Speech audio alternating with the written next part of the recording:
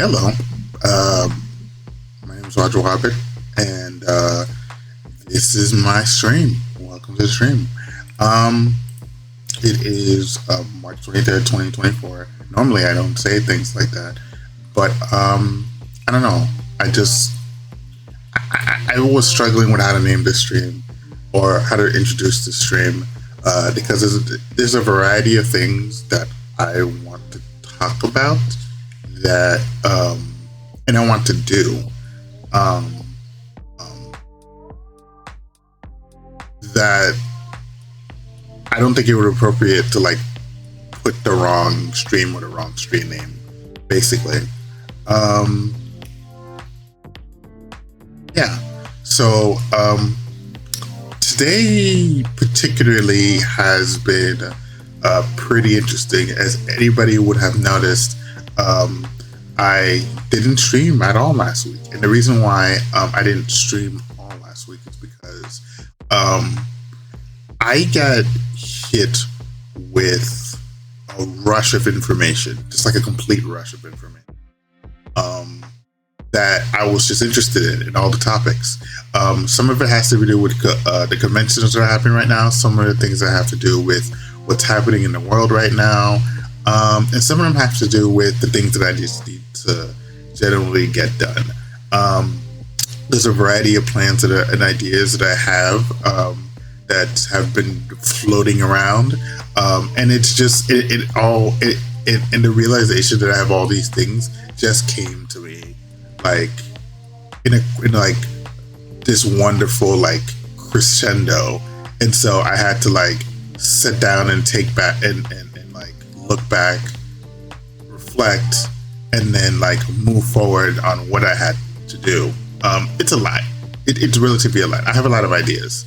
But I definitely wanted to start off the stream with just by talking about the stuff that I'm interested in and talking about the stuff that I've been looking into for the past 2 weeks.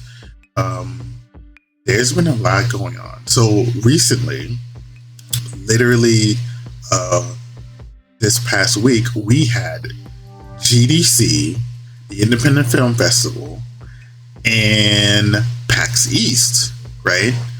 And I said the Independent Film Festival, but what I really meant was the Independent Games Festival. And I apologize for that. The Independent Games Festival. All of them are important events. And I've been consuming all the content. Like, I'm not even done consuming all the content. Like, there's just a lot to go through. There's particularly within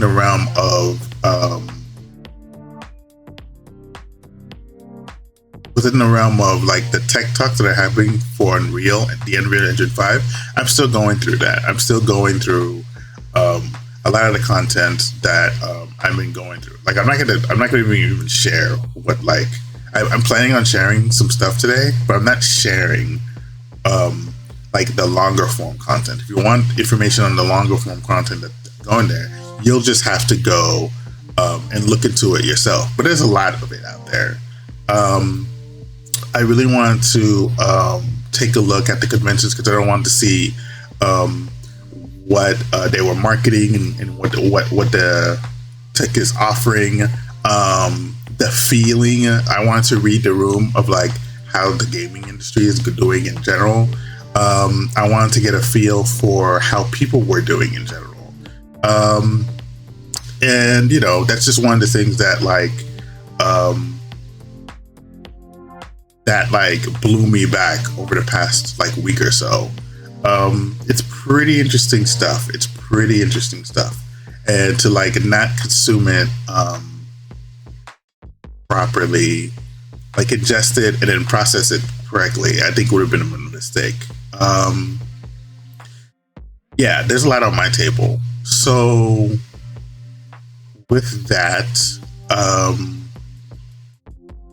there anything else I want to talk about? Thank you for following Big Dog Tony 345. I appreciate the follow. I hope you're enjoying the stream. Yeah, so it's just I'm just trying to take it. I'm going to share some of it on the stream with you guys.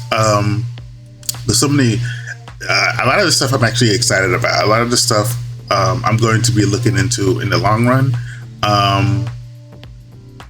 One of the things that I'm probably most excited about that's going to happen more recently is the launch of Final Fantasy XIV, the expansion Dawntrail. That's looking pretty good. They finally released like the early access date and the release date, and the pre-orders will start going out next week on Tuesday at 9 p.m. PDT, right? And I was watching like the PAX event for that. I was watching it today.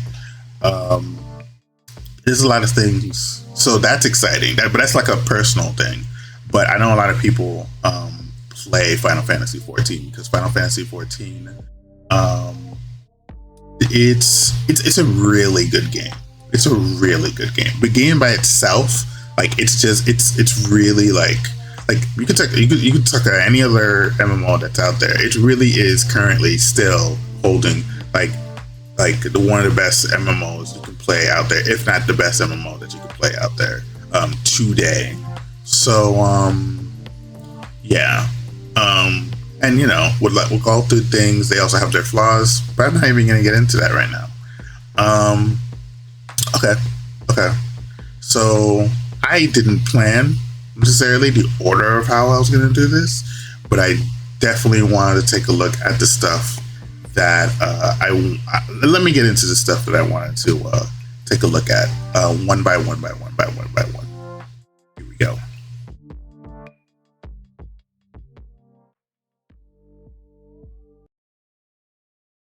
All right, here we go. Let me see about putting up the right view screen. The right view screen. It just can't be anything. It has to be the right view screen. I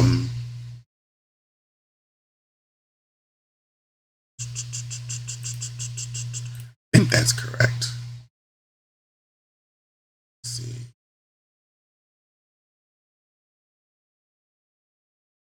What's the issue here?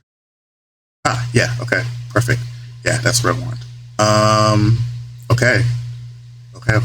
Let's just jump right into it. Okay, so like I said, GDC happened, and with GDC, it was the State of Unreal, which is like, I guess it's like a presentation that like Epic gives about marketing, what's happening with Unreal Engine 5. They released a bunch of marketing stuff, including Marvel's I think it's called 1964. The thumbnail is in here somewhere. It actually looks really good. It's actually one of the things that I wanted to show off on this stream. Let me see if I can find it. Let's see. Marvel 1943. See, I got it wrong. I got the day wrong. Okay, I wanted to watch this trailer. I've already seen the trailer, but I definitely want. I'm definitely willing to watch it again. And the tech demo. Yeah, actually, I'm not gonna watch the trailer. Maybe I will watch the trailer. I'll watch the trailer and the tech demo. How's that? I like that idea. Okay.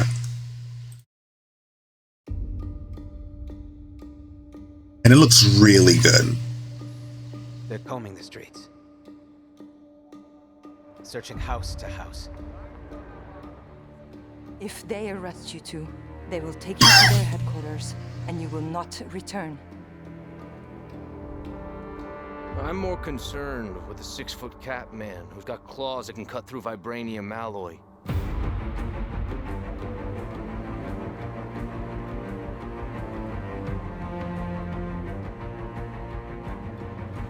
By my count, that makes 2 super soldiers loose in Paris. 3, counting you. And that's 2 too many.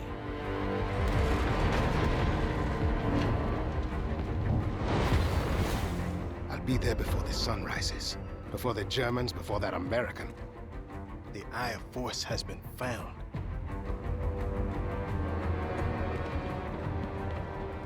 Please, just stick to the rooftops. Be careful, Stanguasami. When am I not?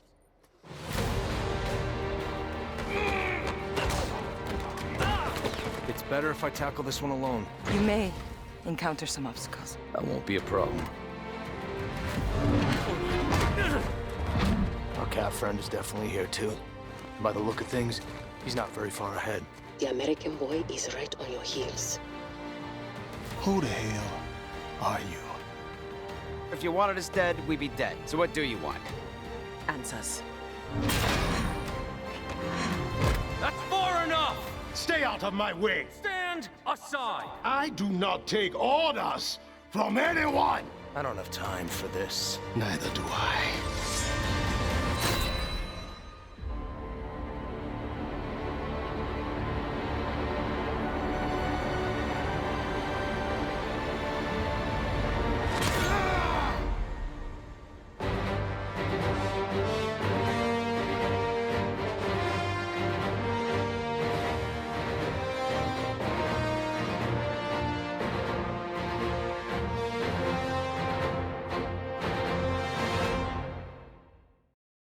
I think the most amazing thing about that trailer is that it's clearly an attempt at trying to make it so that like the games in the trailers, the games in the movies, the actual Marvel movies are literally indistinguishable from one another, right? Like they're trying to give the feeling or the idea that when you're buying a Marvel a game that's written in the Unreal Engine 5 engine, like they're doing their best to make it seem like you've actually gone to the movies and bought like a $15 ticket. Except what you probably actually have done, and what's most likely is going to happen, is that this game is going to be like $70. I hope not. On release. Oh my god, that price tag, $70. Ooh, that's gonna hurt.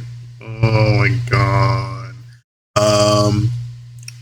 It's an interesting time in the game industry. And it's an interesting time in the United States of America. People are still people still want like a raise. Like the minimum wage hasn't like been raised in like several years. I forget how many years, right? And yet like there are, at the same time, they want people like companies are putting out products with something like a $70 price tag. Okay, so in the past I've said, well, there's nothing out there, there's no game out there that costs $70. Not even this one, not even games that I'm excited about, not even anything that's come out in recent memory, right? I personally do not believe any of these things like should be valued at $70, right? Because even if you buy it at $70, like if you pre-order a game at $70, it might suck, and a lot of people have felt that, right? A lot of people, for example, bought like Starfield, and I still don't think they're getting the return on their investment, right? And it's a steep investment. You know, there's a lot of other things that could be said about Starfield or any of the video games that are out there that are priced at $70. Yeah. But this game looks remarkable. The value that you're getting out of buying a game like this, that's, again, trying to do its best to be indistinguishable from the literal movies themselves. And I think they actually do a great job doing that. Is that you get like once you buy it, you get to play it over and over and over again. People have said all types of things about current Marvel movies, right? A lot of people out there can't stand the current market of like superhero movies that's been going on back to back to back. And you know, some of it is that like they don't understand like the culture, where the culture has been, or the world the culture was in the 90s, and what's transpired and why people feel so strongly about Marvel movies. But another part of it is that they don't like how the stories are told, and those are valid things to like consider. Let me take a look at the tech demo. because it looks fucking amazing. Lucky number 7. 7 days of the week. 7 wonders of the world. Culture is shaped by sevens. Experience the redefining BMW 7 Series now. This word from BMW. The greatest storytellers in video games, my good friend Amy Hennig. Amy, come on up. Buddy, you're finally Awesome doing to it. see you here. Thank you, Kim. And look, we are so excited to finally show what we've been working on at Skydance New Media. And I just got to say, I am so proud of what the team has accomplished. My God. It's incredible. Right. Amy, I'm sure the audience is wanting to know more about your game and the team. Can you tell us about it? Sure. Well, as the trailer hopefully illustrates, we are creating a story-driven World War II era Marvel action-adventure game with an ensemble of playable heroes. But here's what's important to note. People might not think this. This isn't some custom demo that we made just for this show. That's our game. That is your right? Mhm. You just saw in that trailer. They had to make it a point to like make sure that people understood that this is the actual fucking game. This is not just like something that we just threw out there. Like, and then like when you actually buy the actual product, that like it's gonna get like downgraded because that's what used to happen when it comes to trailers and presentations like this. No, that's it. That's the actual game. Trailer are all pulled right out of our game, running real time in Unreal Engine 5. No smoke and mirrors. Yeah.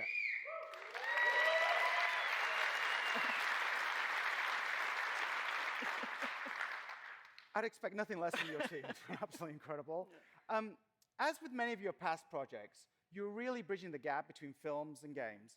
But this is a whole new level. What's different nowadays compared to the old days? Yeah. Well, look, I mean, you and I have known each other for what, over a decade now? Over a decade, yeah. Right. And we immediately hit it off. And I think it's because we've been chasing the same dream, right? True, yes. Which is to create richly interactive experiences that are cinematic, immersive, and make you feel like you're in a movie, but with all the player agency that you expect from a really great game, right? Absolutely. And in the past, this has always felt like it was just beyond our grasp. But I think we're finally crossing that threshold. Yeah, we're trying our best. Yes, we're trying our best, yeah. And look, when we're telling a character-driven story, it's critical for us to be able to really faithfully capture and honor every nuance of our actors' stellar performances. So we've been incredibly grateful to be able to partner closely with our friends on the MetaHuman team to tell our story. Tell us a little bit about the visuals in the game. Well, again, thanks to Epic and the Unreal Engine development team, we've been able to leverage some of the new Nanite and Lumen features being released in the 5.4. And honestly, this is really helping our team to achieve a level of visual fidelity that enables us to present this authentically grounded Marvel universe. Okay. All right. Well, let's go a little bit deeper and see some of these features that the team has used by firing up a level in the game. So, let's do that. Sounds good. Okay. First, I'd like to introduce two of my colleagues, Colin Hennon, our cinematic animation director. Yay! And Roman Adiola, our director of photography.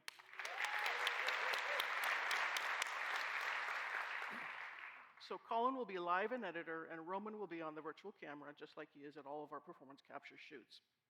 So, if you all are ready. So what they're going to do now is like talk about the work in the visual detail that went into like that's possible on the engine, and that's going to be on display when you're playing the game, right? That's what this presentation is about, and that's really important, right? Let's switch the feed and go back to that bridge environment. And let's see, yep, you're live, good, okay. So Colin, let's boom down and take a closer look at this environment. So to create a really immersive game experience, the characters and environments have to work together harmoniously. We can't just drop believable characters into a less than convincing world. So we need to start with authentic and densely detailed environments as the setting to our story. And look, because part of our story is set in 1940s occupied Paris, we needed the world to have a really believable and visceral level of detail and grit. as you can see here. So, Roman, why don't we focus on the ground here for a bit? Now look at that. That's an amazing amount of detail. It would have been nearly impossible to get something this complex to run in real time without the new features in 5.4. So, Kim, let's talk about some of the levels of detail that we're seeing here. Sure. So, we're talking about Nanite's new adaptive tessellation feature. So, whilst Nanite lets you create environments like you're seeing here of incredible detail, the memory requirements can become impractical to realize for such a level of complexity across a huge level, without the need for lots of instancing. And we're just talking about dirt here. Like, keep that in mind. We're just talking about dirt, but to the degree that they wanted to take seriously the level of detail is quite appropriate, and it is necessary to create like an immersive experience, like you would get out of a movie if you go into the movie theater, right? And so, like, as much as like we're simply talking about dirt, like it's important because the closer to realism it is in this regard, in a game like this, the more people will get immersed in the experience. Realism isn't necessary to create a great game, but given the right, it's like, what it really comes down to is like, when you make your game, what type of experience are you trying to give to the player? And not all experience need to be created equal, but particularly like in the Marvel universe, a lot of people like highly value like a certain degree of realism that you'll be able to get out of a superhero movie, if that makes any sense. we thought that was a challenge and we wanted to deal with it. We're talking about dirt. We're talking about like the signposts. We're talking about like the burning fire. All of that stuff is important, So, Colin, let's actually strip this scene right down to the dirt so folks can see what we're talking about. So, see how simple this is? Relatively simple ground plane. Actually, let's show the triangle so you can actually see what's there. Just a few hundred triangles. Let's pop it back to the beauty render view. But with this new dynamic tessellation capability, we can actually displace that simple geometry and create new three-dimensional geometry of the quality that you're used to with Nanite. With nothing more than layering tile textures and using shader logic, you can make incredibly complex effects. So instead of me trying to explain it, let's get Colin to show the magic, and let's see a transformation of this face. This technique allows you to see an unprecedented level of geometric detail, but it's also memory efficient and can be changed dynamically in the runtime of your game. So things like footprints or tire tracks or even supernatural effects, if you would want them, can be visualized. And just to show how this simple geometry has now been transformed. I love how giddy the woman is in the back. Like, she's giggling while she's giving the presentation because she's like, yeah, this is impressive. Let's have a look at the triangle view again. There you go. What you expect from Nanite. So it's a really, really smart, interesting technique to actually get details into the games without crazy... Hey, it's just T. Hope you're enjoying the stream. Thank you for coming. Thank you. And of course, as you can imagine, this technology isn't just useful for the ground and for the ground terrain. It applies to every detail in the environment. So let's fly over to that pile of objects on the left over there, for example.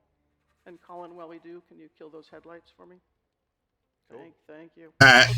So imagine our challenge. We're trying to authentically... Pretty good.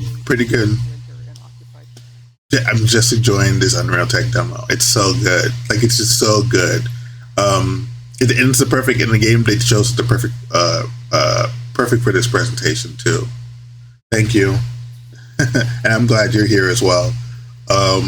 This is fucking awesome. This is fucking awesome, bro. That means every prop. Like, even if you're not a developer, like if you're into Marvel movies, people talk all types of shit about Marvel movies. A lot of there is valid criticism about it, but if you're into superhero movie, the Marvel movies, this is fucking awesome. Every object, every detail, every rooftop needs to be realistically blanketed in snow. So now let's show how we can dial up the snow accumulation on these objects, right? And of course we can dial it back as desired. It's making me feel chilly, actually. Yeah, actually, it's a little cold up here. Or maybe it's just nerves. And remember, of course, like Kim said, thanks to this technology, this is all actual geometry. So you can see how tools like these would really empower even a small team to art, direct, and set their environments dynamically. It enables our artists to create a series of layers in the environment and then build up the complexity, layer by layer by layer. Now, speaking of set dressing, let's go check out that fire barrel over by the watchtower we saw earlier. Yeah, that's the one there. And let's turn on a light to really illuminate the smoke coming out of the barrel. Thank you. Look at that. That's amazing. Just to, okay. So here's the thing about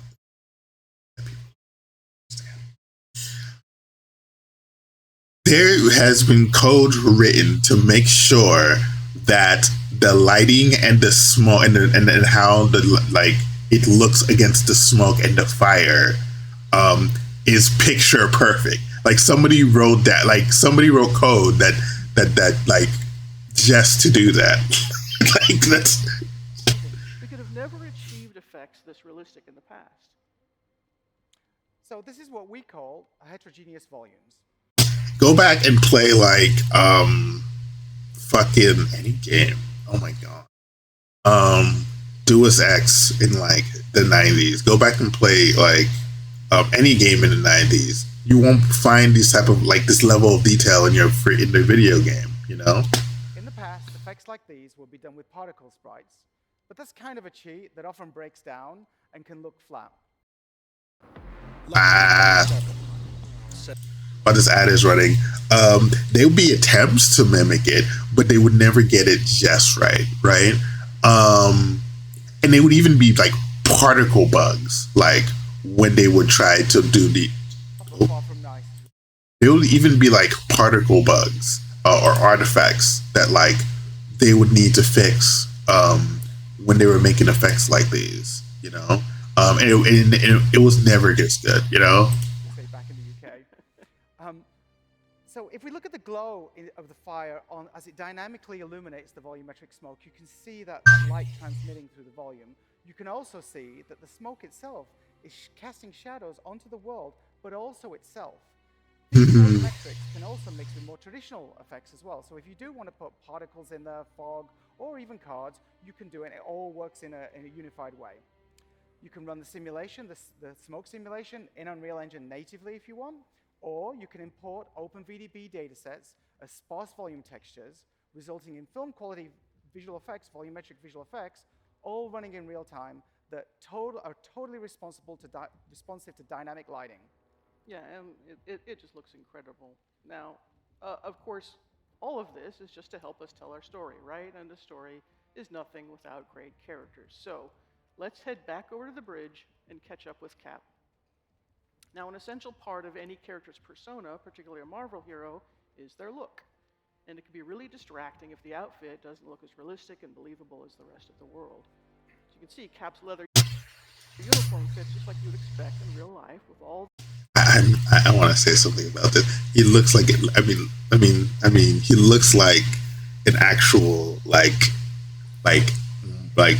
superhero on screen, right?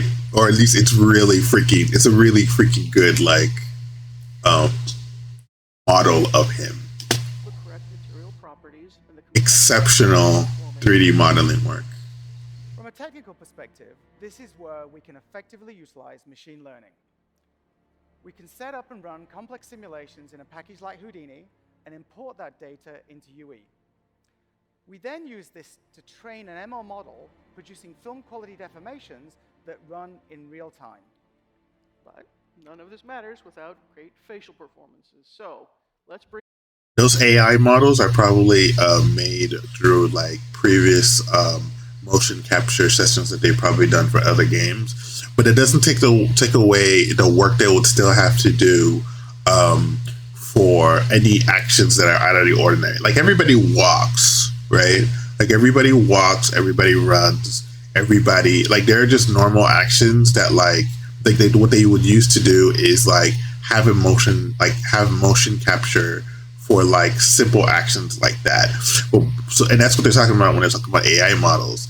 But for anything that's out of the ordinary, they would still need like motion actors, I'm probably not saying the right phrase. They'll probably need people like to hire somebody to still do like things that aren't like things that they've done in the past.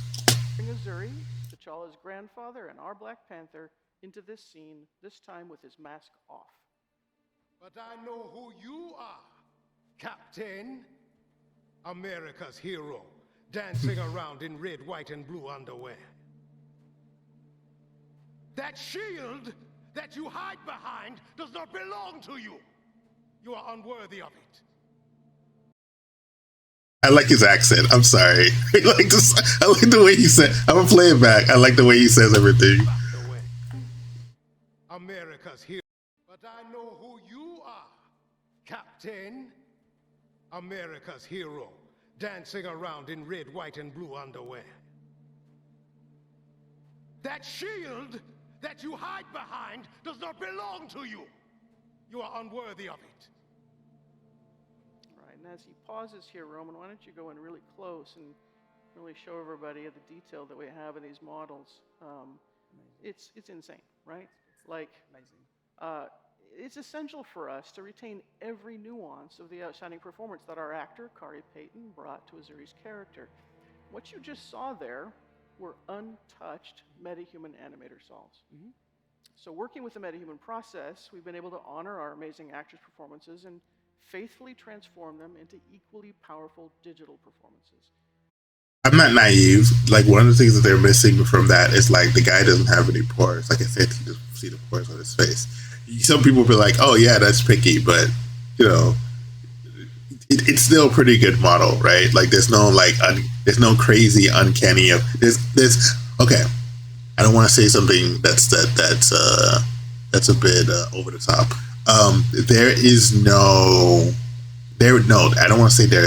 There is very minimal uncanny valley that's happening here. It's there.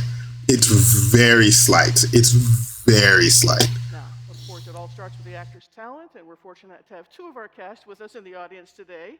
So I'd like to introduce Drew Moorline, who plays Captain America. Yay!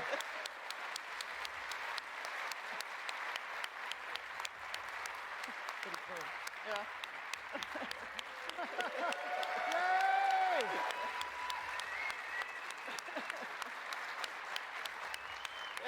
And Khary Payton, our Black Panther. See, they hug. They're friends. They're not really fighting.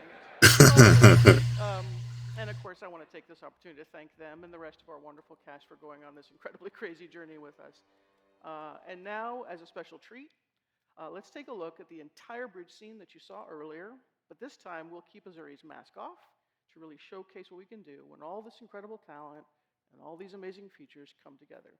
But remember, this is running entirely in real time. Awesome.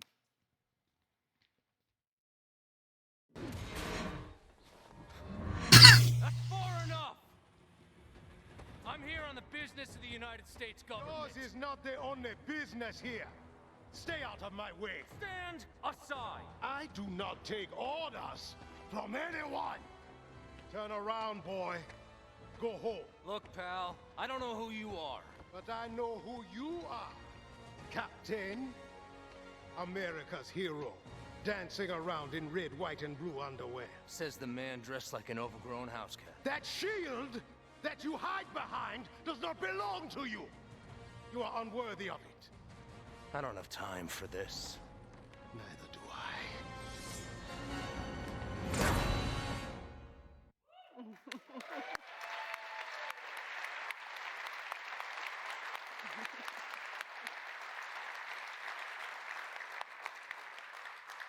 All in engine, and just to show there's no cheating going on, hey, Colin, can you show the editor and the sequencer timelines? Right. So it really is running on Unreal Engine. We don't cheat. Yeah. So, absolutely incredible. I've never seen performances in a video game that are so believable. The storytelling, the action, I can't wait. It's so good to play. Anyway, Amy, Colin, Roman, thank you so much for showing your game. So that was insanely cool. Unreal Engine 5 is doing great, and it looks great. And you know, I'm happy for the people who are working at Epic. They do great work. There's Unreal, there's Godot, there's Source, there is what else is out there? I literally had a running list of Unity. What the fuck? How am I forgetting about Unity?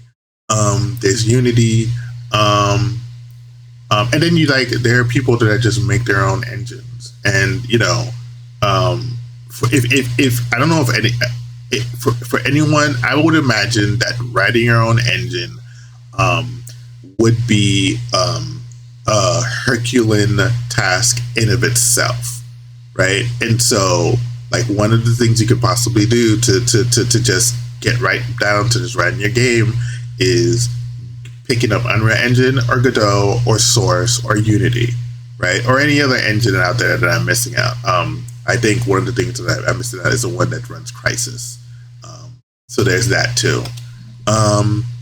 So moving on. This video I've already watched, right? But I have not watched coming to Unreal 5.4. What's next for Unreal Fortnite? And I have not. I'm not gonna watch like the Epic. I'm not gonna watch the Epic Game Store one. Oh, but they're releasing a app for the Epic Game Store that's going to be coming out, I think, later this year. So that's going to be really cool and important. I'll definitely be installing it. So I'm just going to run this. Probably not going to run stuff about like Unreal Fortnite. It's been a busy year since the last GDC.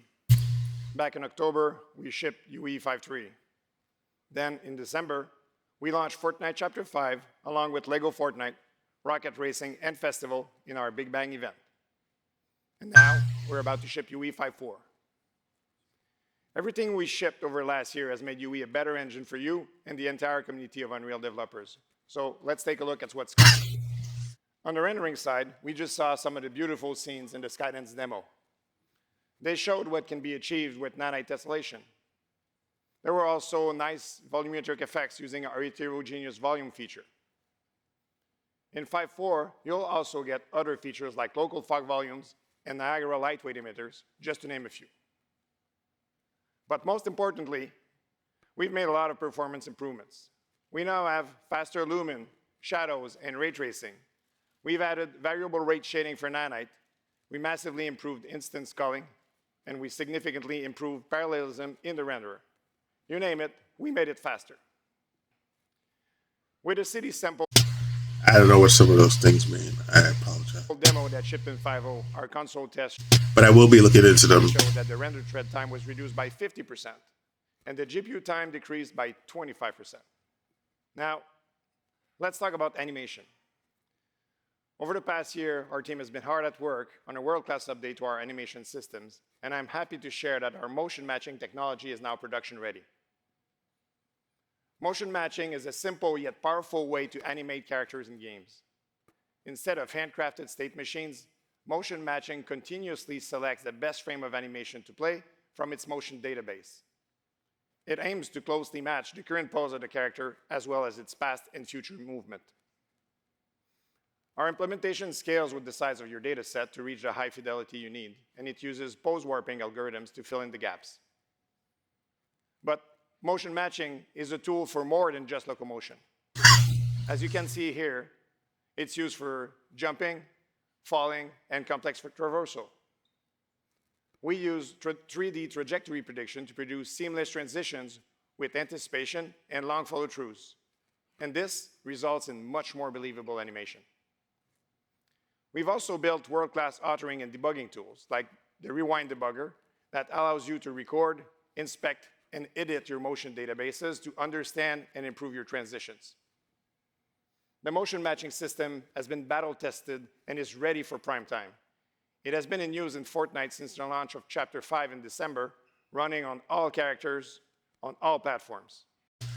And Fortnite is such a bit. I don't think people realize that Fortnite is not only like a first-person shooter, but it's like it's low key a marketing demonstration of what's possible, like what type of things you can do in the engine from a perspective of a first person shooter. But like the fact that they're able to like bring in all these different IPs and put it into Fortnite, it's just one big like demonstration reel without like needing to make a separate trailer for each and everything that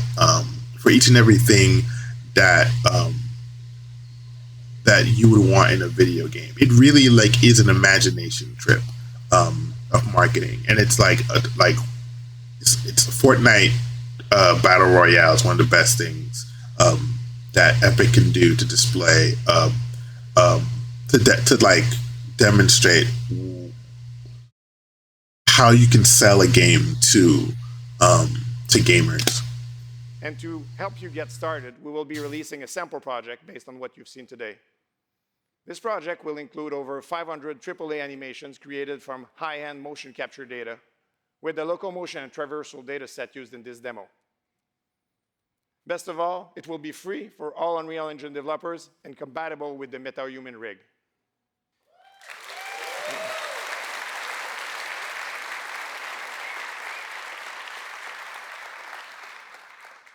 Now, a lot about creating a game is about telling a story. To bring their ideas and visions to life, storytellers must iterate constantly and efficiently. They must be able to get the right animation, the right camera angle, and the perfect lighting that completes the scene. We've been investing in our animation authoring tools with Control Rig and Sequencer, and we've now reached a very important milestone.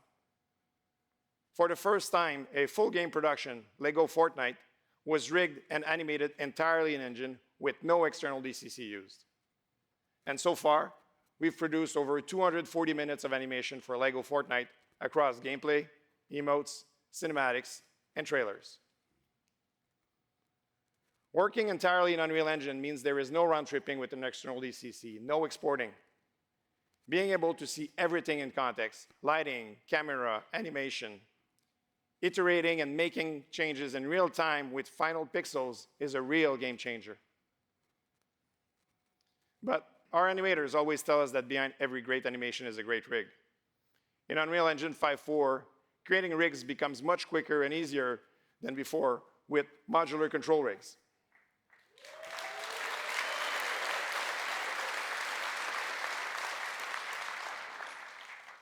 Creators also have the ability to author skeletons and skin weights and take advantage of our new suite of deformers to help achieve fundamental rig features such as squash and stretch. These tools have changed. That makes me wonder if like the animation tools, if Unreal Engine 5's animation tools are a bit more powerful and more evolved than the animation tools that comes out the box with Blender. Because that goes into a different subject that it's actually in the back of my mind, but I want to bring up. The way we bring our stories to life, and we're excited to share them with you. With games getting bigger with more complex content, developer iteration will always be top of mind. We've significantly improved C++ compilation times with the help of our new Unreal Build Accelerator for highly performant distributed code builds. On our build farm, we now see that Unreal Editor compiles 2 to 3 times faster. You'll also be happy to hear that we compile far fewer shaders in the editor as well as during cooks.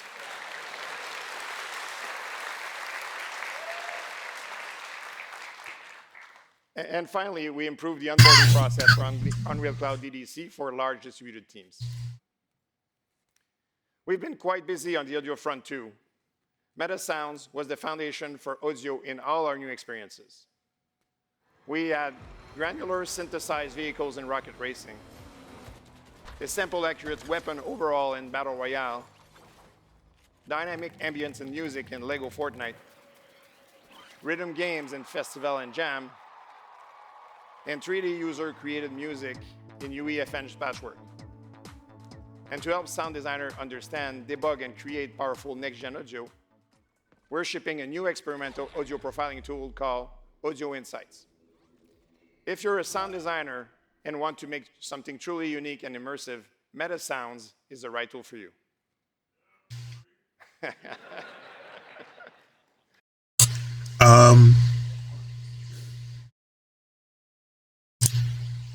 It's really important that like developers know, like there are developers out there that know how to like build a game engines from scratch. But man, is this good at marketing for not needing to do one, right? You could just grab the Unreal Engine and just make the game that you want. Now let's talk about the procedural content generation framework. But like once you release the game, and if you make, I forget what the threshold is, like over 1 million in sales, then you have to give money back to Epic. You know, which makes sense. They're a business; they need to make money, and that's perfectly fair. And $1 million is a lot, so especially if you're an independent game like developer.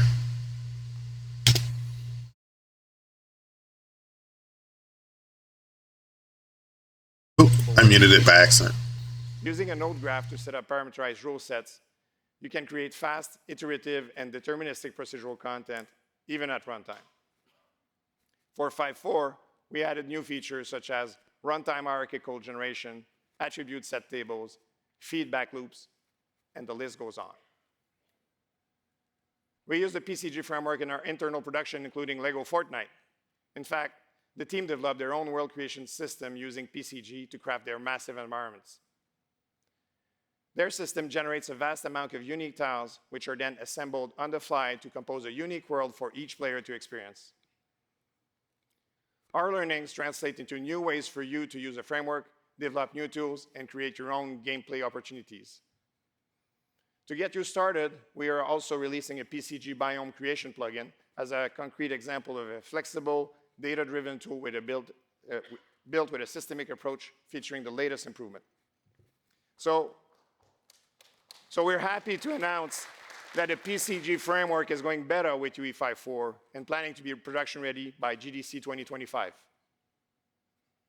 Speaking of LEGO Fortnite, the game has been an amazing opportunity to battle test and improve some of our features. Chaos Physics was heavily optimized to support large-scale building and destruction with a new prediction model to create fewer and smoother corrections for physics objects. It's worth noting that the multiplayer physics sandbox runs server-side and therefore provides coherent and performance simulation on all platforms. That wasn't entirely, the technology that they're talking about deals with like destructible objects, as you can see. That wasn't something that was available until like recently. The last game that I can think of that had that type of technology was Battlefield. It was in the Battlefield series. When I don't remember which iteration of Battlefield first came out with destructible buildings, but that was probably the only place that you can like find where if you like shot a rocket launcher like at a building, that like it would just fall apart, you know. That level of like realism in physics, it wasn't available in this engine until like recently. So, and that's really important for the aspect of realism. Our data-oriented programming framework called MASS was put to the test to simulate and hold more than 6 million lightweight actors. And finally, we optimized the engine storage, memory usage, and perfs, resulting in LEGO Fortnite working great across all platforms, including mobile. With all of this work, Unreal... Do people actually play Fortnite on their phones? That is a bad thing, but like, it's probably not. I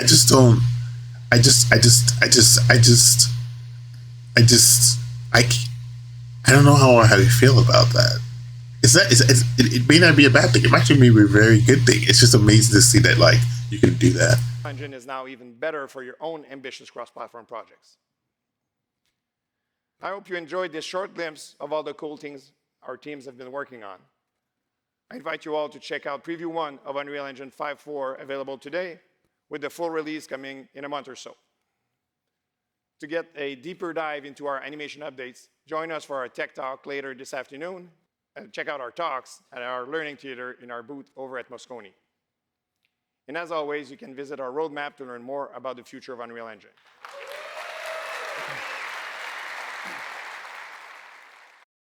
So that was cool.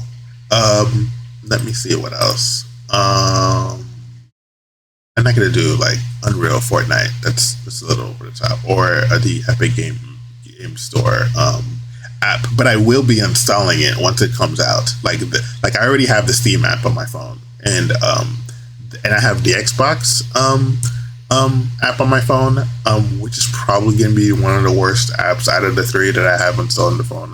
That's about gaming, or a game store in particular. And I'm probably gonna like download this on my phone once it comes out, because and see what type of features that they have on it. So yeah, so Epic is doing some great things. Let's see. Okay, so let's talk about GDC and the Independent Game Festival. So okay, so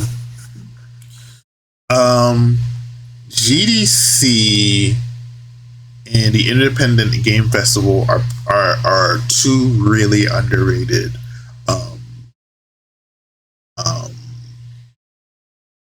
events that happen in the year.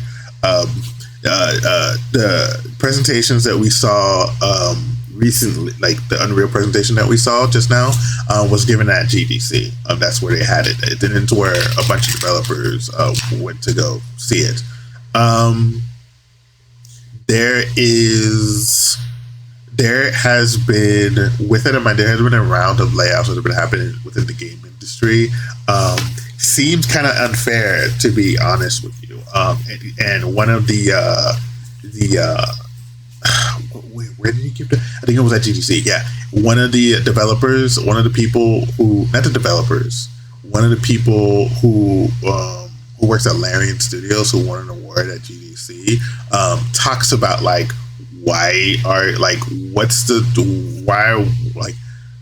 he doesn't understand like why all these layoffs are happening. It just doesn't make any sense.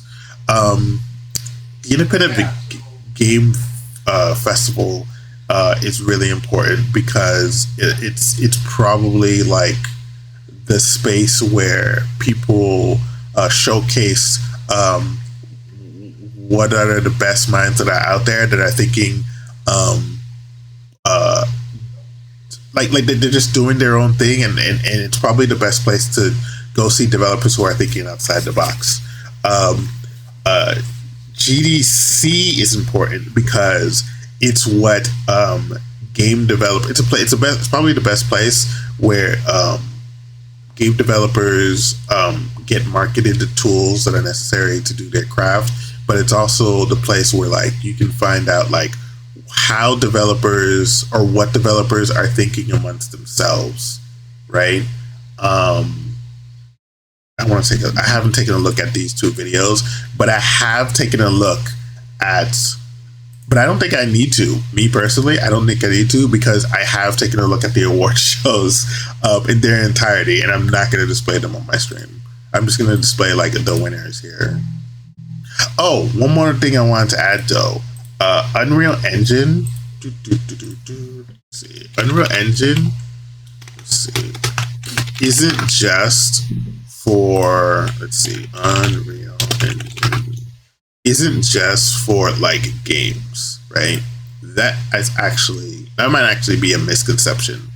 Unreal Engine, let's see, is made for all types of things, right? Unreal Engine is used in film. Unreal Engine is used in simulation. Unreal Engine is used to like give presentations for things that are going to be built in the future.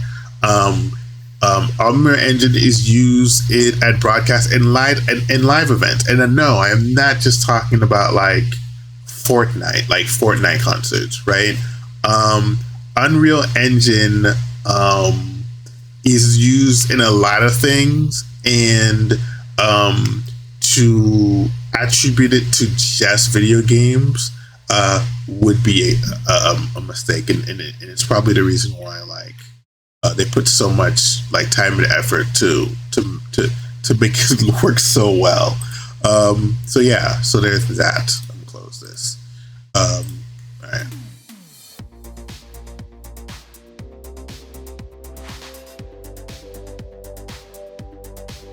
I have not watched this.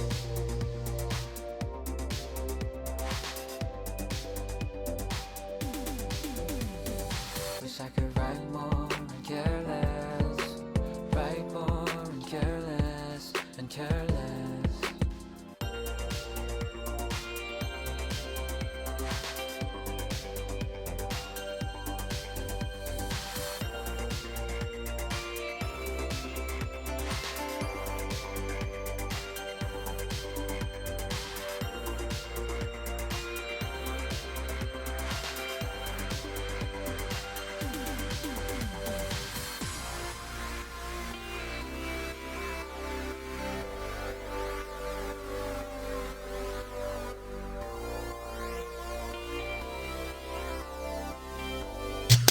This is actually really cool. The audience award is basically, from my understanding, I could be wrong about this, but you know, they put a bunch of developers in the room, and they're like, and like every single developer at the festival in a room, and they're like, okay, guys, who do you think amongst all of you, who do you think should get like, you know, like who do you think of most positively about in terms of like their development in their game, and then they just give it to them, and everybody who's in the room is like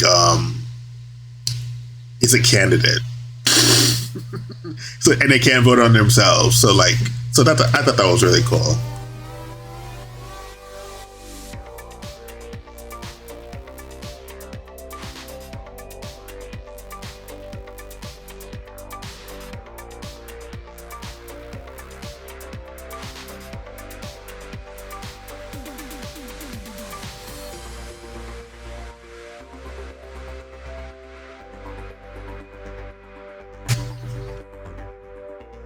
Let's see. Yeah, we're gonna be talking about Alana Pearson a bit. that's why her YouTube channel is up. My name is Katerina. I am acting field coordinator in Odessa. I am Vladimir, team leader, Rapid Responsible Team, Kharkiv, Ukraine. Hello.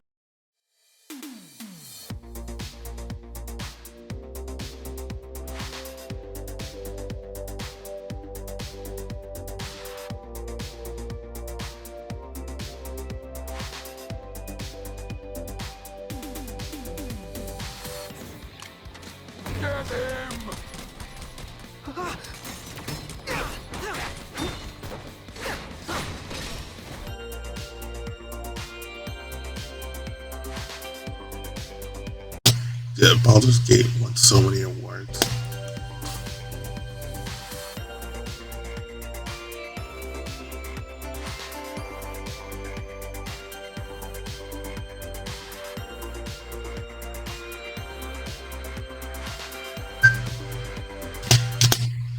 Important thing to know about Tears of the Kingdom. I when Tears of the Kingdom first came out, I didn't know what the big deal was. I couldn't understand what the big deal was, right? I was just, Breath of the Wild literally came out not too long ago after Tears of the Kingdom, and I was like, what's the big deal? People can like construct things in like a console game, like people can construct things in like a video game, but like we kind of already could do that with like Gary's mod, but like seeing them win the award again, I was like, wait, am I missing something out of this equation? And then it's then I realized that, oh, maybe it isn't the fact that like you can still, like, you can put together things in a video game. Maybe it has something to do with the fact that it's probably the first time people can do that in a console game, right? The way that they did it. I haven't played Tears of the Kingdom yet, but from what I can see, I couldn't understand, like from even the Twitch streams, I couldn't get what the big deal was. But you know, it won Best Technology, so you know there are things that I could be wrong about. I'm willing to admit that.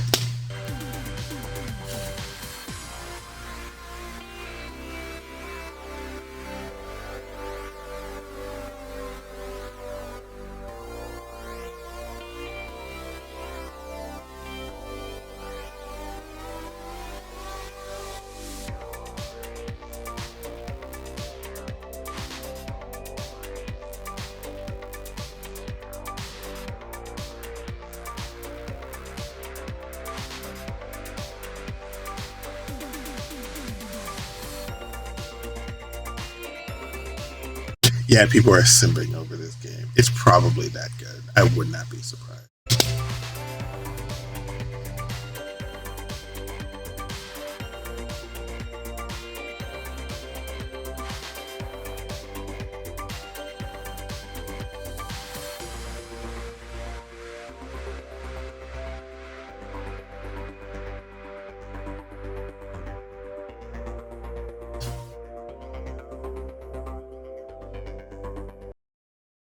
All right, so there's that. Alana Pierce is underrated. That's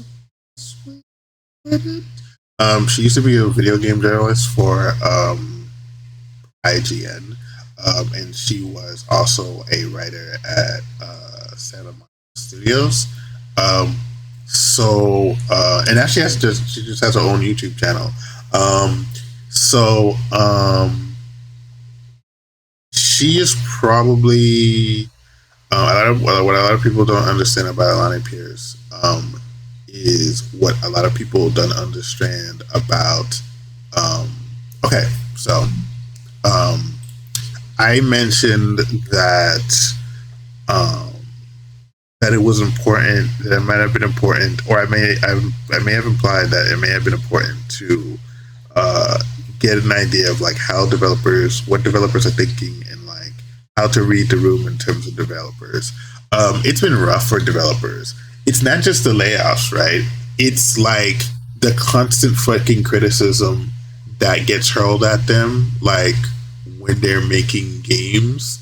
That's just utterly ridiculous. One of the things that people are missing out of that's happening in gaming, in my opinion, this is my personal opinion, but one of the things that I think has been missing from gaming in general is this sense of maturity. like people, this isn't a mature space. Like, and it's apparent when you look at the difference between how gamers think and consume the game and how developers think and consume the games and develop their games.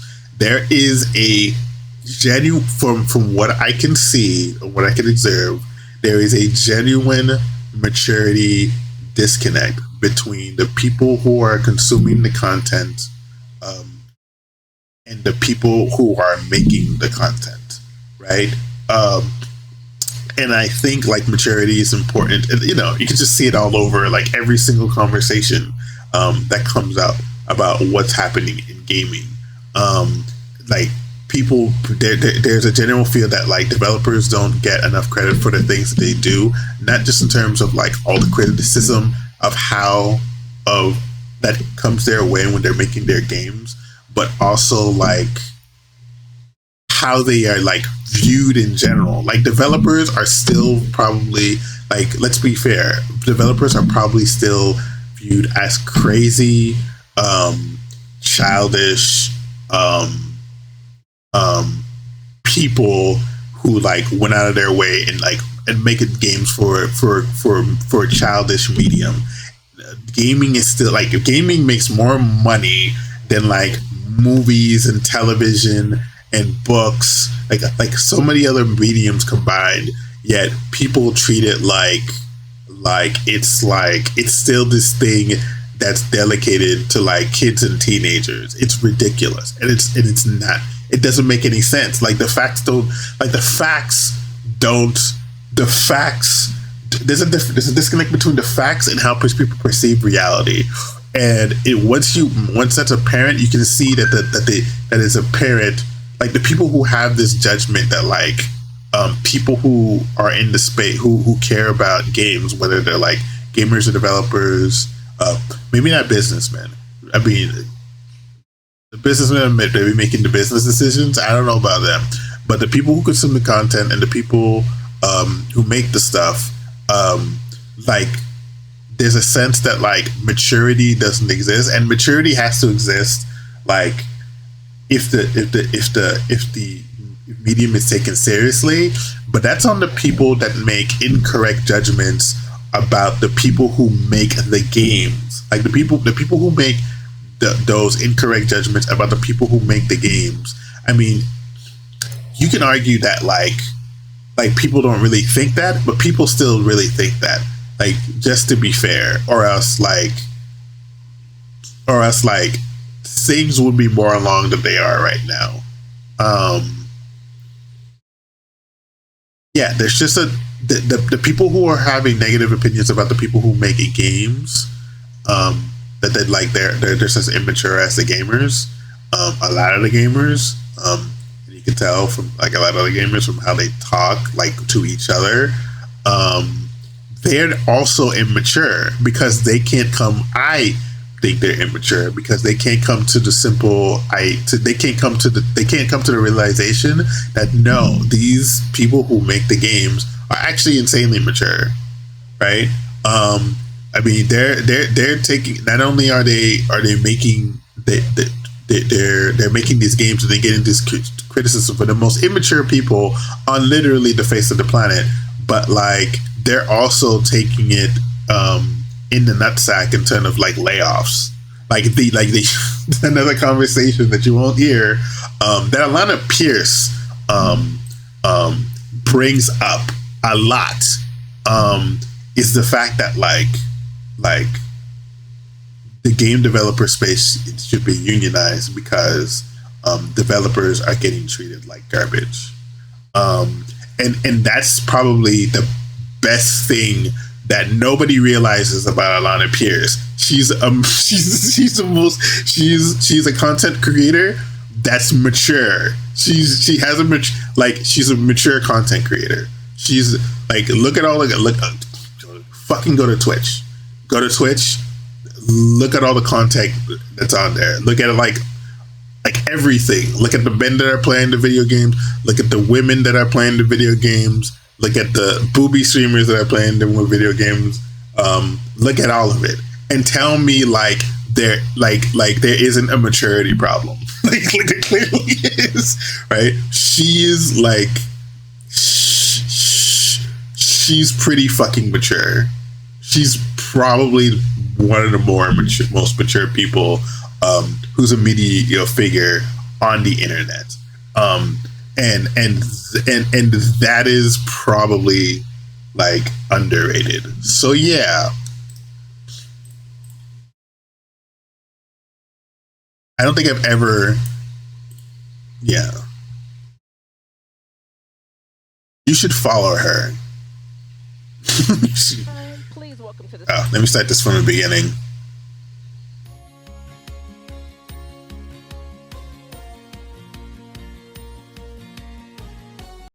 Hello. There are things that I disagree with Alanah about, but they're like small things. They're like small stupid things. Like I'll die on the hill that Alanah Pearce is a very mature person when it comes to like the game industry. Beautiful people, I'm Alanah, and welcome to my IRL channel where I post vloggy stuff, but I haven't for 2 months. That's my bad. Yeah, I haven't uploaded here or streamed as much this year, and my podcasts have taken a bit of a hit because of health garbage. I might make a video about it separately, but the short of it is that I have a condition called CFS, and sometimes it has like what are called flare-ups. And so most of this year, I've just been working or dealing with that and not doing that much in between, to be honest. But here I am. I'm in San Francisco right now in my hotel room. I just finished work because I still work whenever I do stuff like this. So it's kind of late, so we're probably gonna lose light pretty quickly, so sorry about that. And I also, as you can tell, still have eyeshadow on. I took the rest of my makeup off yesterday, but didn't take off the eyeshadow, so I feel like I look insane. Like, not having any makeup anywhere on your skin except your eyelids, that's like, I'm pretty sure that's for the streets. It's for the streets. And I'm okay. Judging whether or not I should skip this. Let's not. Stay with it. And not have any regrets. Okay, I was gonna say, how cute is this? I love it. Anyway, so I hosted an award show. Yay! No, it was really cool. I thought I would just talk about it a little bit, because why not? That's what this channel's for, right? People have questions. People have been talking to me about it, so I thought I would talk about it. That's why my nails are so fancy. And my eyelashes are so fancy. I just feel fancy. So I'm in San Francisco right now for the Game Developers Choice Awards, or for GDC, which is the Game Developers Conference. I've been coming to GDC since 2015. That's almost 10 years ago. Oh my God. And the first time that I went to GDC, I was still an independent journalist. And I remember walking those halls and being like, fuck, video game development is so cool. And now I do that, and that's awesome. So I presented an award to one of my best friends in the world, Steven Spon, at the GDC Awards a few years ago. He got the Ambassador Award and asked me to present for him, so I did. I wrote a little speech and gave him his award. Otherwise, I've been in the room a bunch of times, and then this year they asked me to host it. And this was decided last year sometime, before all of the layoffs. Which, by the way, I'm going to include my entire speech at the end of this video in case you would like to watch it. So if you want to see the full speech, I'll put it at the end of this vlog. It's about 3 minutes, the opening speech. My whole thesis was literally like, you guys hear from me enough. I would like, if I let the developer speak, you don't need to hear me say things. So I kept it short. Just said the things that I felt like I needed to say and then cut it off. But yeah, I'll leave that at the end. So they asked me to host sometime last year, before the layoffs. I was super excited, honored to be a part of it. Flew me out to San Francisco, put me in this nice hotel. I have my badge here. You know, I've been working at Santa Monica Studio for 4 years now, and it will still never not be cool to me to read that. Like, for me to have an official badge to a convention that says writer Santa Monica Studio is still cool. That's still like, oh, I do that? That's crazy.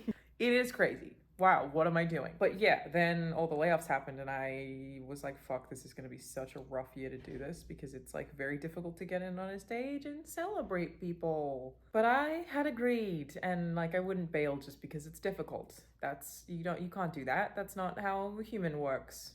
My whole thing was I just like, why be up there if not to say something? Speaking of that, let me think. If you watch, so GameSpot has on their YouTube channel, both the Independent Game Festival Award and the GDC Awards, like in one video. It's really great to see like how much they're willing to allow like developers to like speak their minds on stage, right? Like she even makes she even makes a couple of jokes about it when she gives her speech. Not literal jokes like pointing to that, but jokes about like how you can literally say anything what you want on that stage about the things that you care about, right? And I thought that was really cool. Like there was real free speech stuff going on that stage. So if you want to watch that, please do. Like it was actually really like those award shows were actually really good in terms of like listening to what developers have to say about the things that they care about.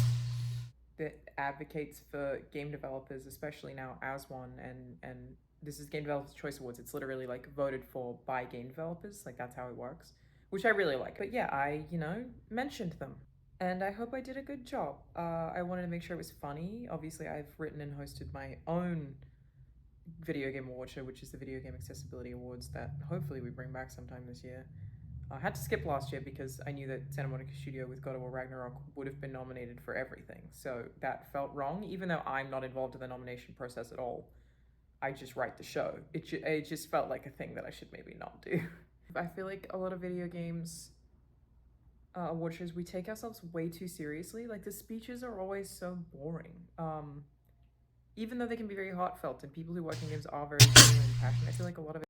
I found something I disagree with her about. They're not boring. It's like the art that shapes the worlds that we love. And it's just, sometimes it feels to me like the games industry trying to prove that it's important to itself. Like trying to prove that it's not just for kids or whatever. It just comes across that way to me. It's good that like she recognizes that like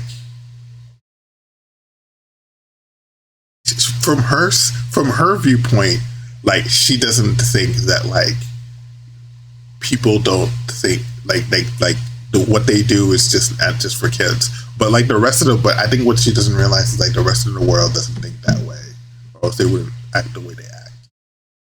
It's like, okay, yeah, I love video games, right? That's why I do what I do. But like, we can have fun as well. They are fun. I know they're fun. I had a Twitter argument with somebody about this one time. I think it was a journalist. About like the suggestion that fun is a reductive word where video games are concerned. Video games are art. They're not just fun. Nah, they're fucking fun, dude. They're really fun. And I think that you can have something be art and have it be emotionally expressive and still be fun. It seems silly to me that fun is treated as though it's a negative in any way. So my whole thing with any award show that I have written any speech for, when I presented an award at DICE, I just make jokes. I like to make a joke. So thankfully GDC were really hands off with me about the script. They didn't make any edits to anything that I said. I did say one thing in my closing that was not scripted, but yeah. And then I asked 3 friends to join me on stage, which is Harry Kruger, who's the game director of Returnal. I asked Harry to do Best Design. If you're not familiar with Housemarque's games, I just felt like Harry doing Best Design made so much sense. And also I love Harry. He's great. He used to be at Housemarque, recently left after 15 years at Housemarque. But very big fan of Harry. Have a lot of time for Harry. Very fun, funny, charming man. And then I asked Zala Van Nelson to do Best Narrative. He made a game that you may have recently seen me play called El Paso Elsewhere. Banjo is in it, but he's also running a studio called Strange Scaffold, and I feel like he's just a really great writer. So much experience, such a sweet dude, also very funny, like just a very big fan of him. Felt like he was a great pick for narrative. And then I asked Liana Rupert, who some of you may know as the Bungie community manager. She got laid off. She also worked, I think it was Game Informer for a bit. I've streamed with her before. I asked Liana to do social impact because I feel very strongly that she's somebody who talks about social impact in a positive way. Like, I feel like she actually cares and she's not just virtue signaling or bullying. Like, frankly, I'm of the impression that plenty of people who get on the internet soapbox and scream about certain virtuous causes are doing it because they're schoolyard bullies, but this just like allows them to be schoolyard bullies in a way that they feel justified. Not a huge fan of that. Liana is not that. I think she's someone who just like genuinely actually cares. The other thing obviously was what I wore. So I had my friend Texas De La Rosa fly out to do my hair and makeup. And for my hair, I was like, yeah, I sent a photo because I was like, probably this, because I knew the dress was like this like strappy side thing. So I didn't want to like have all my hair covered, ruining that, because that's the whole point of it. I couldn't wear a necklace either. So I sent a photo for my hair, but for my makeup, I was like, do whatever you want. Literally whatever you want. I don't feel like I'm a person who knows very much about makeup. And obviously you have to wear like quite a bit of makeup when you're under stage lighting like that. Because otherwise you just end up looking like stark white and like your face doesn't exist. It's a thing they have to do with like theater, to wear a fair amount of makeup. But yeah, I was literally like, I trust you, dude. Do whatever the fuck you want. And he did. And I felt like I looked very nice. I almost never do red lipstick. I always do like a nude kind of lipstick. It's this, actually. This was exactly what he put on my lips. It was right there. It's called Vice Liquid Lipstick. Rocksteady is the color, apparently. So there you go. And then I wore clip-on earrings. I do not have my ears pierced. I only have this one piercing over here that they call a helix. I don't have these parts of my ears pierced, so I wore just like really cheap clip-on earrings. They were $2. Dangly. I'm watching. Hey, Uncle Cat, how's it going? I'm watching Alana Pierce. She's actually one of the more mature figures that's in the game industry. She's done like video game journalism. And, she's a writer at Santa Monica Studios. I'm not sure if she's currently a writer or if she's currently a writer or like she was a writer, but she hates for them. And she's just talking about like what she did for the GDC awards or GDC like recently, which is all on YouTube, by the way. Yeah, by the way, let me give you a shout out.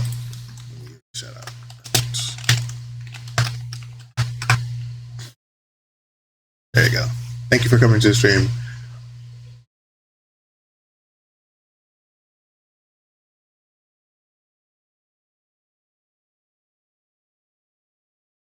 Yeah, sure, no problem. You know me. Yeah. So, and she's been, and the thing that's I did a whole thing about like how mature she is. She's one of the most mature people in the industry, and what's missing a lot from like the space that is gaming is like maturity. Like it's literally the thing that like people people don't talk about, and I think people don't talk about because it's not obvious to them. Like people in the gaming space are just treated like they aren't mature human beings, and that's not fair because like they care about the same things perfectly mature human beings care about, and until like maturity is taken more seriously. Yeah, I do get exhausted. The game industry to be filled with 30-year-olds that act like teenagers. Yeah, exactly. And those 30-year-olds are the consumers. I thought it was really interesting to put a disconnect between the consumer of the medium and like the developers with the isms and the phobias. Yeah, it's important to like distinguish the gamers from the developers themselves.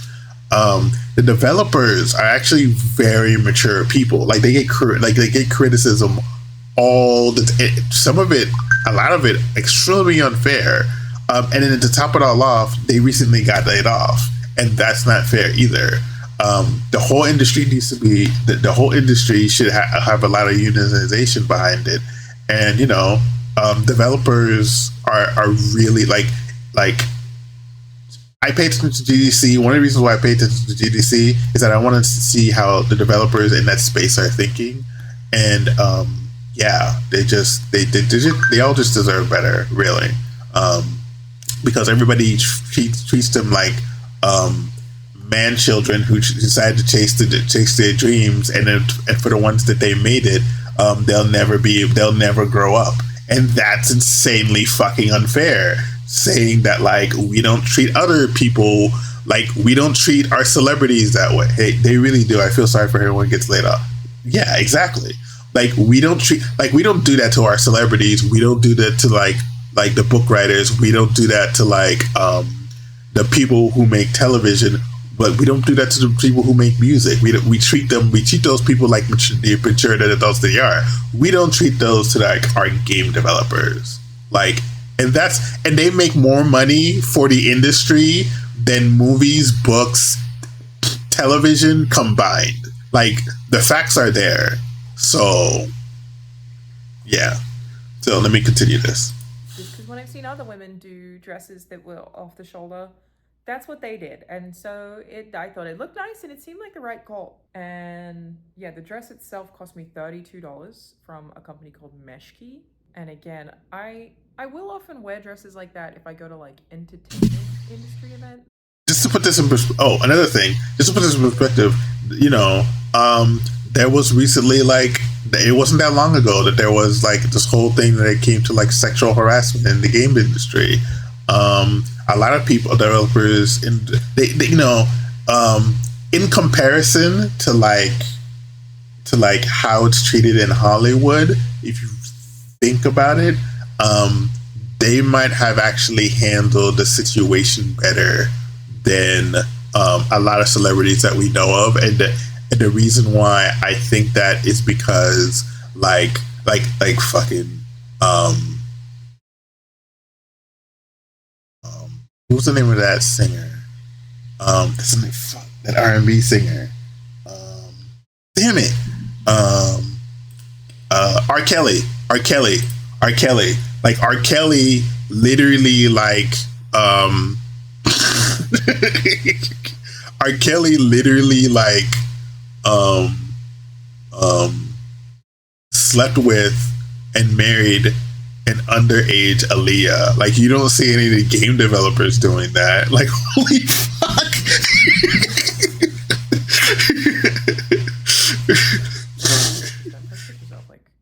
I've been doing a number of fancy things that you will never have seen me post pictures of because it's not my industry and I don't need to post pictures of myself all the time. But for the games industry, I usually dress down a little, or like try to make myself like just a little more low key. As a woman who is aware that I have a body type that is basically inherently sexual, I'm aware of that. No matter what I wear, people will take it sexually. And that's just because of my figure and the way that it is. Like I said, I know that, but I also feel like I sometimes like kind of oppress myself. I am catering the way that I'm dressing to making sure other people are comfortable being around my body, and that sucks a lot of the time. Because I too like to feel pretty and not oppressed. That word sounds very extreme. It's an extreme way to say what I'm saying, but what I'm saying is true. That it's like I am always trying to make myself more, I don't know, muted, I guess, in order to make other people feel comfortable, or to prevent people from getting mad at me, which obviously a lot of you will have heard me discuss before. I have to dress a certain way on YouTube in order for the subscribers I have to exist, right? Like, if you look feminine, they'll just call you a slut and assume you don't know anything about video games. And I'm aware of that. I basically have a YouTube uniform where I stream the same way.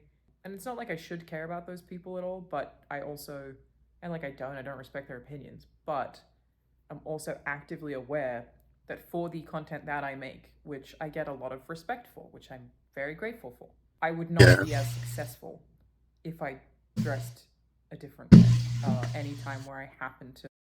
Yeah, like in comparison to like how a lot of other content creators have to, yeah, it's like again, the maturity. This is the maturity I'm talking about. Make a video on a hot day in something that she just wants to be taken seriously. That's all she wants. Even slightly see my chest. There's so much more anger or negativity, or I lose subscribers, right? So I kind of have to make it look like I, again, don't have a feminine figure. It's like wearing a uniform for that audience, basically. Like, I'd love to say that do whatever the fuck you want, but it's like dressing a certain way for an office job, really. But I don't dress that way in real life or on Instagram as much because I don't. That's specifically for that kind of content, right? But for this occasion, yeah, I was like, look, I got asked to host an award show.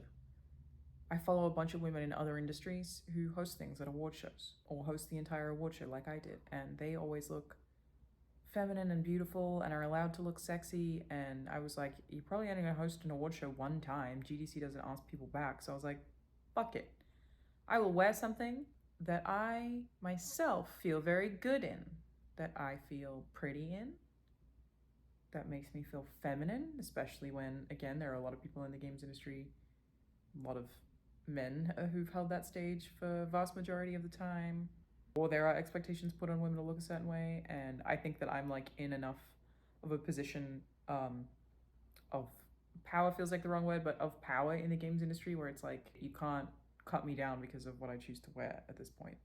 So I wear whatever the fuck I want. So I basically wore something that I felt like I looked pretty in. Something that I would normally wear to anything outside of video games. And yeah, it's from a company called Meshki, literally $32 on sale.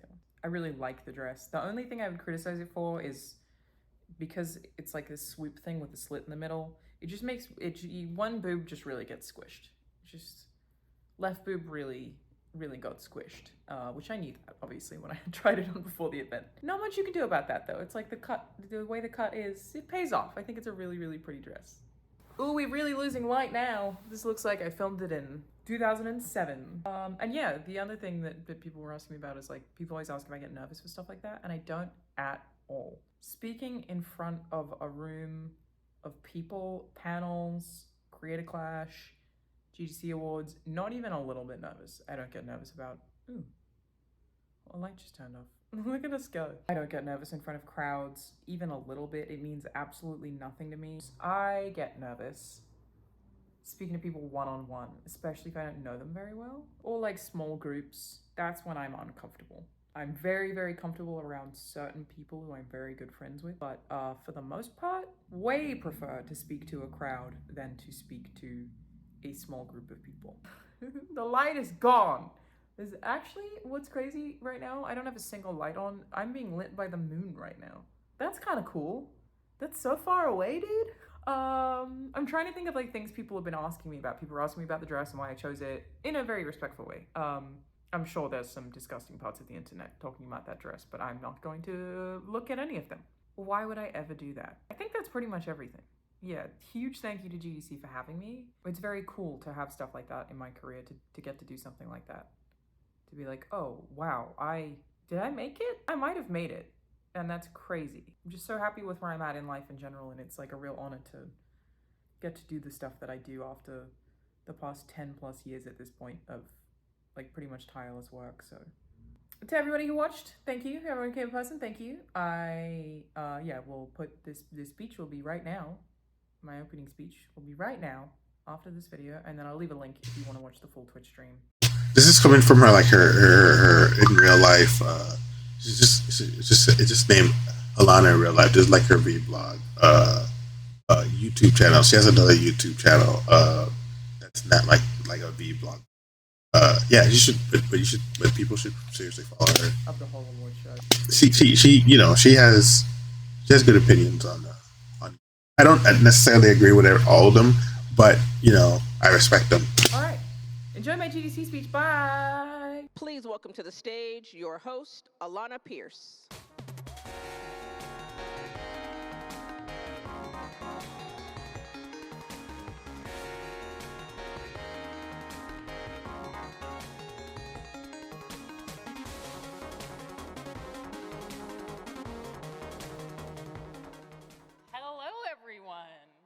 Welcome to this year's Game Developers Choice Awards. If you don't know me, hi, I'm Alana, and I am unbelievably honored to be your host this evening.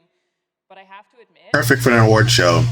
That outfit. To celebrate the games industry for no particular reason. Mostly the record layoffs, though. So it's been great.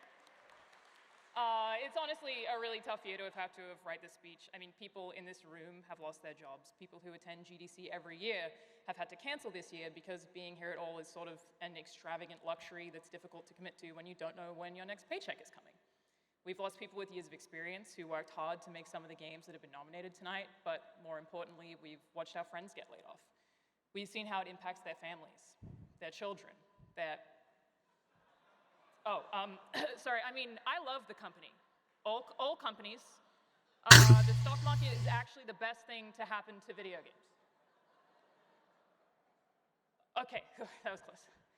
But really, it's impossible to have the awards this year without acknowledging the immense talent that we've lost and the people who dedicated their lives to this industry that it effectively spat out because stock market arrow must only go up. Okay, that one was fine. In saying that, the honest framing here is that we're here tonight to celebrate those people, to celebrate all of the teams who work hard to bring people all over the world genuinely some of the most memorable, enjoyable experiences of their lives. Thank you. My life is better because of all of you. Now, this is never how you want to start a sentence. Thank you. But I heard on Reddit that despite all of this, game devs are actually all very lazy and money hungry. They don't even really play video games. They hate games, in fact. If you're a programmer in this room and you chose to work in the video game industry for any reason other than because you love them, how's that plan working out for you? I don't know about you guys, but I personally chose to work in the games industry for the notorious job security or the work-life balance. I'm joking. It was for the unanimous and endless Twitter praise. They love me over there. Sometimes I wonder if we deserve it, though, because video games are like clearly abominations, like God didn't want them to exist. At any moment during development, 100 things are broken all at once, and the only logical conclusion is that they aren't supposed to exist. They are demons. We claw from the code as an affront to nature, and somehow they eventually come out like completely against their own will. They're trying so hard not to get made, to do anything they possibly can to prevent creation, and we go, yeah, the next 5 years of my life, and see about that, you fucking punk. And then here they are. You cannot convince me that Baldur's Gate 3 or any of tonight's nominees are anything other than a defiant miracle against God. Which leads me to our first award of the evening, Best Technology. In spite of everything games do to defy their own development, these nominees have excelled in making systems, procedures, and tech that blew us out of the water in 2023. It's a job that anyone who doesn't do it can't possibly understand, and is simultaneously one of the most important parts of the whole development process. Here are the nominees for Best Technology. Yeah, so I thought it was important to like highlight, and she's like that throughout the entire evening. I thought it was important to highlight like how she carried and how the entire award show had like went throughout the evening. Let me see if I can find the video. I'm not going to play this video, but I'm definitely going to link to it. If you want to watch it, please do. It's actually pretty. Where is it? I literally just. Oh, you know what? It's not here. It's under live. And that until later. Because I'm stupid. Yeah, the Independent Games Festival and the game. So okay, so here's the video where you can see the entire award show in its entirety. And it's actually the Independent Games Festival Awards and the Game Developers Conference Awards. So in order to get I watched both, right? I personally watched both because I wanted to see I just wanted to see it. And if you want to specifically just watch the Game Developers Choice Award, it's the second half of this video, and it's really good.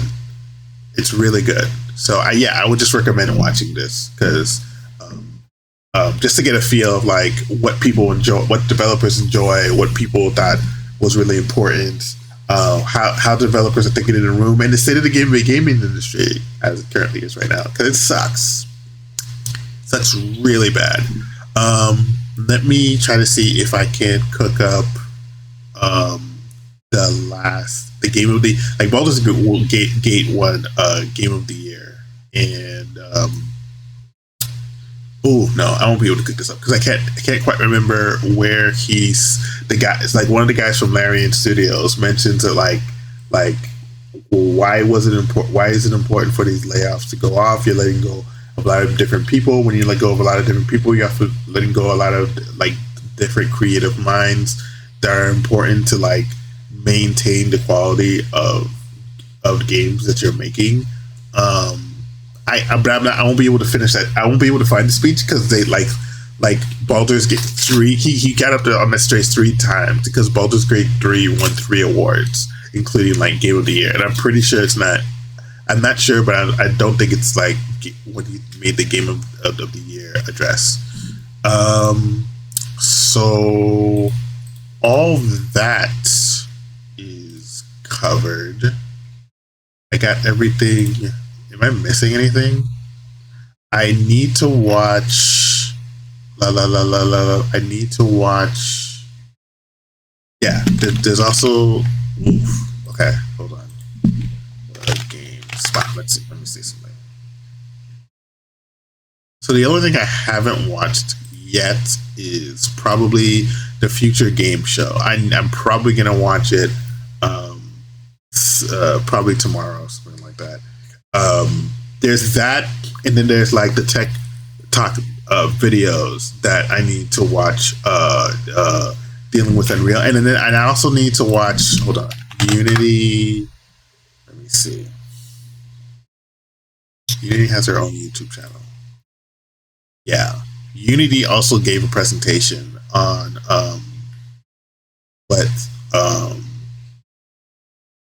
about the state of their engine and everything like that. I have to watch that as well because I'm curious what they put out there for people to consume. I've just been really into, and this is the reason why I canceled my stream last week, because that's basically the content I've been consuming. I've been consuming stuff related to the industry and the technology behind the industry, and just doing general research on that. And then I have all sorts of other things that have been on my mind. So yeah, that's me. Was there anything else on which to cover? Oh, it is 8. How long have I been at this? There's a lot of stuff I need to do. Oh, it's already been close to 2 hours. Holy shit. Oh wow. Okay. I did not eat before I went live, right? Hold on, let me switch the view.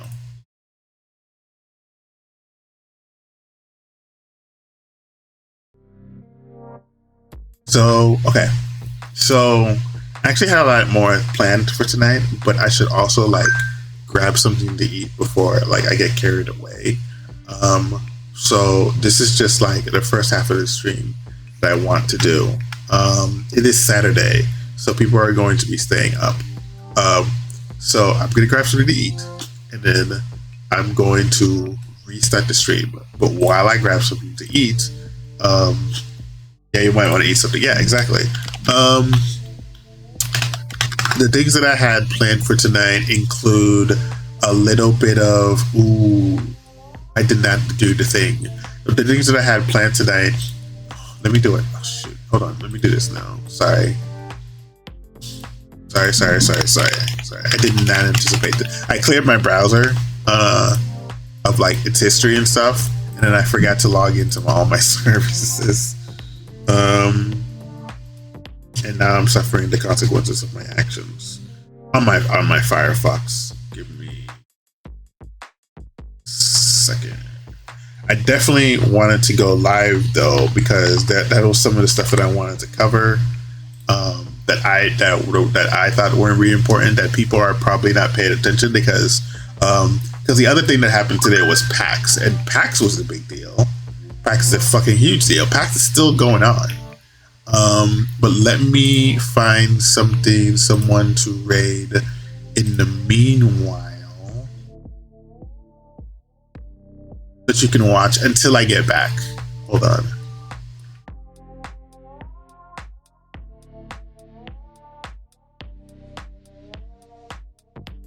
Is at PAX East. Yeah. I've seen a lot of other streamers go to PAX East as well. Yeah, PAX is it's definitely an event. It's a big deal. Maybe I should just raid PAX. Yeah, I'm just gonna raid PAX. Is it still live? I'm just gonna raid PAX. Oh my god, if my browser would cooperate with me. Yeah, I'm just gonna make you raid PAX. It's through one of the PAX events I heard of Gato Roboto. Wait, what? Gato Roboto. I have to Google that. I don't know what that is. Oh, it's a video game. Oh, okay. Oh, okay. Yeah.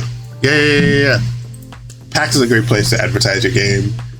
Oops, was going to raid by it's in the stream. I'll be back later. Sorry.